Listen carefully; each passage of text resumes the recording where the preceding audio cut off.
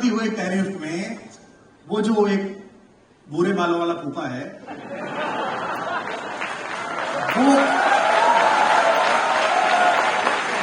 वो क्यों चिंतित है, वो क्यों परेशान, उसने हाथ में रखी है।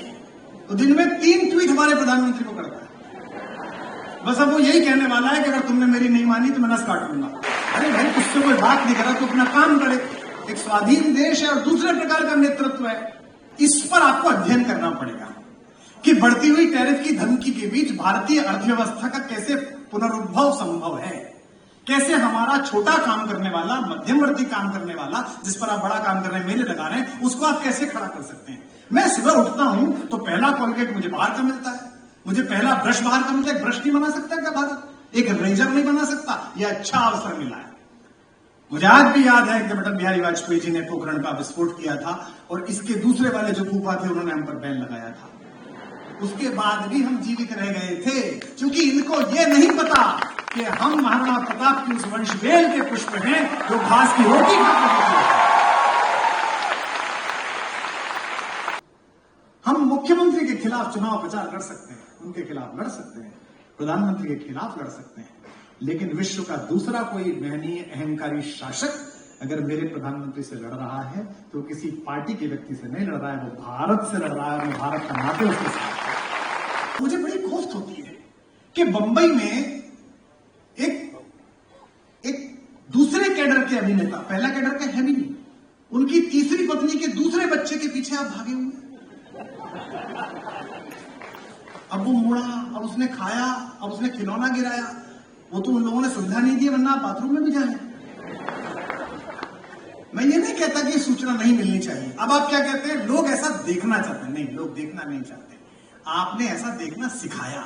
आपको ये सरल लगी, आपको ये बात बहुत अच्छी लगी। हाँ, टैरिफ बढ़ती हुई टैरिफ में वो जो एक बुरे बालों वाला फूफा है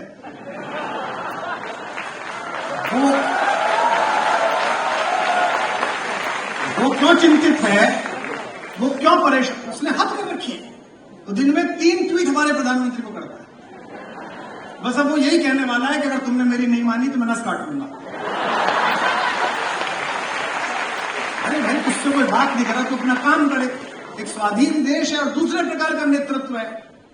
ये जो ऐसी तरह से आर्म ट्विस्टिंग करने वालों के साथ क्या करता है, ना पता हो तो कांग्रेस में मित्र उनसे पूछ ले, वो बता देंगे क्या करता है। तो इसमें जिसने को उन्हें बताया कि उनके सलाहकार है वो ठीक नहीं है, मुझे लगता है।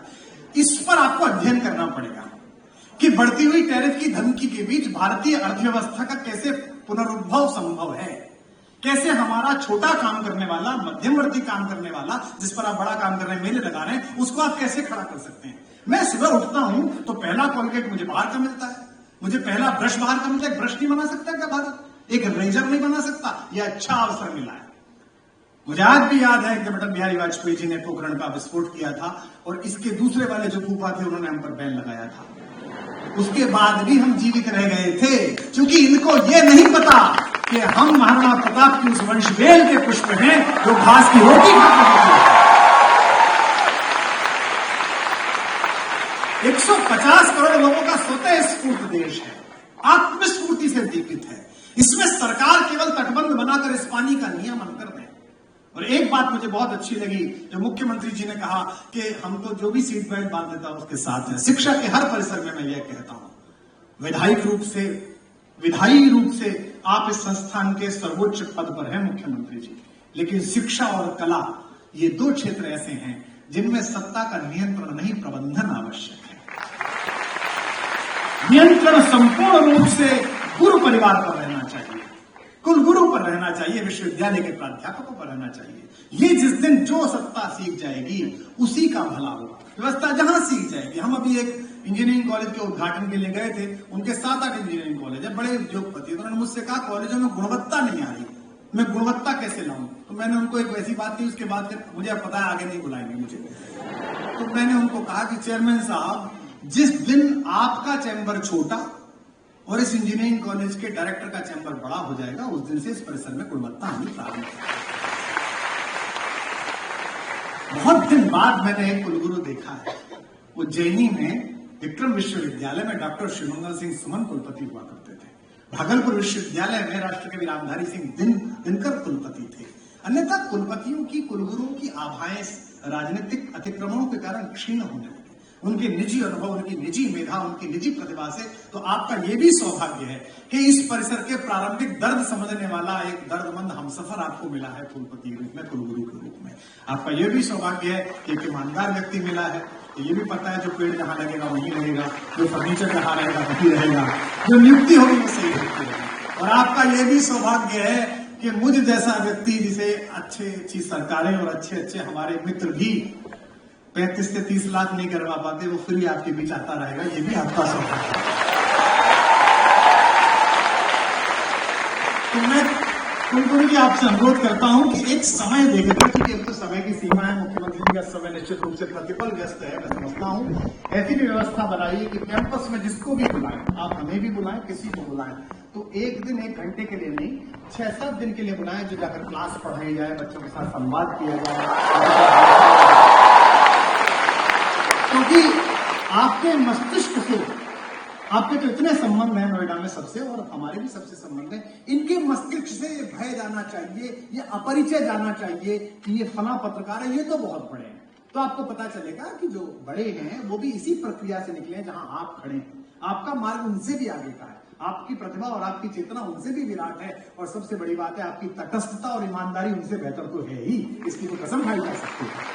तो आप सब लोगों को अनंत शुभकामनाएं, आयु में बड़े होने के कारण अशेष आशीर्वाद, और जितनी हमारे बच्चे बैठे हैं, जितनी बेटियां बैठी हैं, बेटे बैठे हैं, आप सबका हमारे क्षेत्र के उस जो बड़ा दंगल है समाचार का नोएडा, उसमें स्वागत है। आप सब मिलते रहेंगे, और माखनलाल चतुर्वेदी पत्रकारिता विश्वविद्यालय का परिचय आप देंगे तो आपसे एक अतिरिक्त प्रेम मुझे हो जाएगा कि मैं उसी परिसर के विद्यार्थी से बात कर रहा हूं जहां के 17 रमन में यहाँ आया था। राम कथा में संचार, जो थोड़ा मैंने कहा है, मैं समझता हूं कि 2 ही पात्रों को केवल आप पढ़िए, एक अंगद को और एक पढ़िए आप हनुमान को, और फिर उनकी शक्ति देखिएगा। दुर्भाग्य यह है कि बंबई की अधकचरी मस्तिष्क जीविता ने हनुमान जी को उपहास का पात्र बना दिया। दुर्भाग्य यह है कि उसके बाद भी वो गर्वित थे, और दुर्भाग्य है कि उनसे पूछा गया कि आपने हनुमान जी से गाली क्यों दिलवाई, तो उन्होंने कहा हनुमान जी तो जंगली थे। अरे आप वाल्मीकि रामायण ही पढ़ लेते, जिनके विषय में वाल्मीकि रामायण में स्वयं प्रभु राघवेंद्र सरकार पहले परिचय में कहते हैं, वाक्यज्ञम मधुरम इदम सुग्रीवम सचिवा कपि। हे लक्ष्मण, यह सुग्रीव का सचिव निश्चित रूप से वेदों का ज्ञाता है, अन्यथा इतना अच्छा व्याकरण, इतनी अच्छी भाषा कोई बोल नहीं सकता जो ये बोल रहा है। और अब हनुमान जी की पत्रकारिता की तटस्थता का वर्णन देखिए। इस पर आप ध्यान रखिएगा, इसे नोट करिएगा अपने जीवन में सदा। हनुमान से बड़ा राम जी का कोई भक्त नहीं है, इसीलिए इस देश में भरत जी का मंदिर नहीं है, सुग्रीव जी का मंदिर नहीं है, हनुमान का मंदिर है। मुझसे किसी ने पूछा था कि सुग्रीव का मंदिर क्यों नहीं है, जबकि सहायता तो सुग्रीव ने ज्यादा की थी, हनुमान जी तो उनके प्रधानमंत्री, तो उनका क्यों मंदिर है? सुग्रीव की सहायता ट्रीटी थी, तुम मुझे मेरा राज्य दिला दो, मैं तुम्हें पत्नी दिला दूं। जब आप किसी के साथ ट्रीटी करते हैं, व्यापार करते हैं, तो नुकसान फायदा देखते हैं, आप व्यापार देखते हैं। हनुमान की भक्ति समर्पण है, प्रभु मुझसे कुछ नहीं चाहिए, मैं जो कुछ कर सकता हूं वो आपके लिए समर्पित है, बताइए क्या करें। इसीलिए हनुमान का मंदिर है। वही हनुमान जब रावण से मिलकर आते हैं, तो रावण से मिलकर आने के बाद जो उन्होंने भगवान के सामने, राघवेंद्र सरकार के सामने रावण का वर्णन किया है, वो पत्रकारिता का सर्वश्रेष्ठ उदाहरण है। शत्रु में भी क्या अच्छाई है इसका वर्णन किया है। अहो रूपमान द्युति सर्व लक्षण लक्षण, कहते हैं वो इतना सुंदर है प्रभु, समस्त प्रकार के लक्षणों से युक्त है। उसकी नासिका ऐसी है, उसके कुंतल ऐसे हैं, उसकी आवाज में बेस इतना है, जैसे हमारे संचालक जी, उसके बाद में इतना बेस है, वो ऐसे बोलता है, वो ऐसे संतुष्ट करता है। यह किसकी प्रशंसा कर रहे हैं? राम जी के घनघोर शत्रु अनाचारी रावण की, जो परिस्थिति का हरण कर चुका है। लेकिन इससे मैं भूमिका में किसमें? पत्रकार की भूमिका में। तो मंत्री जी फूफा लगते हैं, लेकिन चैनल का माइक हाथ में हो और मंत्री जी का अनाचार हो, तो अंदर के हनुमान को जगाना कि सच तो बोलना ही पड़ेगा, बात तो करनी पड़ेगी। यह सब सर्वोत्कृष्ट उदाहरण है। दूसरा पत्रकार भेजा गया है जानकारी लेने के लिए और बात कहने के लिए, दूसरे पक्ष में अंगद भेजा गया है।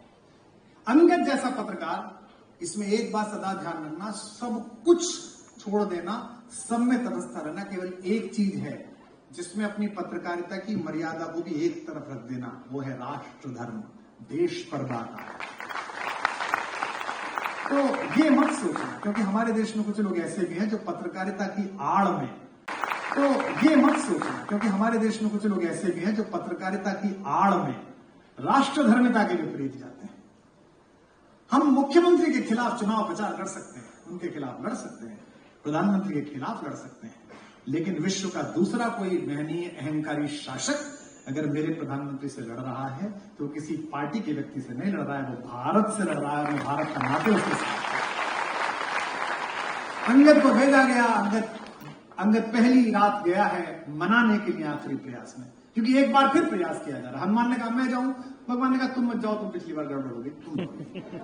अंगद तुम जाओ। अंगद गया। अंगद शालीन है, लेकिन अंगद ने संवाद किया है वो किस प्रकार मनोबल क्षीण कर सकता है पत्रकार, अनाचार को किस प्रकार उसके मनोबल से हीन कर सकता है। अंगद इसका उदाहरण है। अहंकार में पड़े हुए रावण ने पूछा कौन है, किसका लड़का है, कौन है, कौन को सुत, बाली का। को बाली, कौन बाली, जानता तो है कि बाली कौन है, लेकिन आप चमचों से घिरे हुए बैठे हो और एक ऐसा आदमी है जिसके पिताजी ने आपको पीटा हो, तो आप ये थोड़ी कहोगे कि मैं पिताजी को जानता हूं। कौन को सुत, बाली का, को बाली।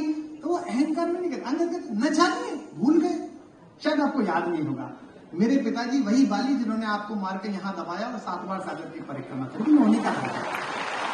कौन को सुत, बाली को बाली न जानिए, पोटरी कांख में चापी रहे, सागर साथ नहात बखानिए। फिर पूछता है सागर कैसे तरियो, समुद्र कैसे पार करा, इतना दुष्कर काम। जैसे गोपद, जैसे गाय पैर रखते कीचड़ में उसको पार कर लेते हैं। और आखिरी बात जो कही है उस पर तो उसी रात रावण युद्ध हार गया, उसका मनोबल टूट गया, उसके चेलों का मनोबल टूट गया। कौन को सुत बाली का, सागर कैसे तरियो जैसे गोपद। काज कहा, किस लिए आया है, तो बोले कि मैं किष्किंधा में रहता था, मैंने सोने के चोर देखे, चांदी के चोर देखे, पशुओं के चोर देखे, दूसरे की पत्नी का चोर नहीं देखा था, उसे देखने की बड़ी इच्छा थी, तो इसलिए काज कहा सिय चोर है देखो सीता की।